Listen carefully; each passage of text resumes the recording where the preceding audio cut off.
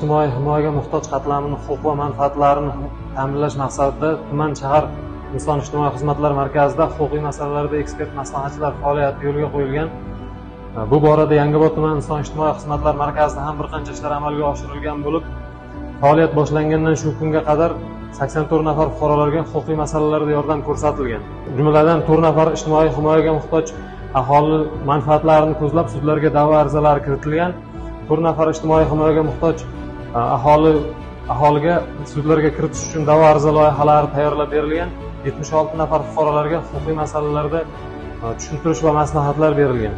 Fuqarolarning huquqiy savodxonligini oshirish maqsadida tumanning chekka hududlarida seminar coachinglar tashkil qilingan bo'lib, ijtimoiy himoya sohasidagi qonunchilik, fuqarolarga ko'rsatiladigan ijtimoiy xizmatlar to'g'risida batafsil ma'lumot berib kelinyapti.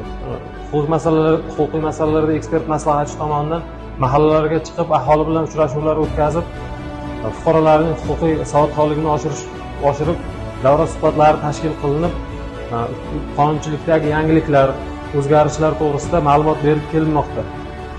Shu bilan birga markazning mahallada kompleks ijtimoiy xizmat ko'rsatuvchi xodimlariga doimiy ravishda ijtimoiy himoyaga muhtoj oilalarni aniqlash bo'yicha ko'rsatmalar, tushuntirishlar berib kelinyapti.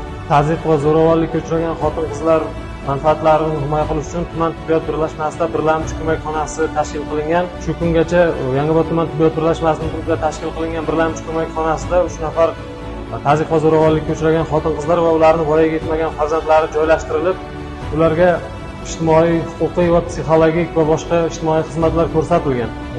Bulardan 2 nafari viloyat reabilitatsiya markaziga yuborilgan.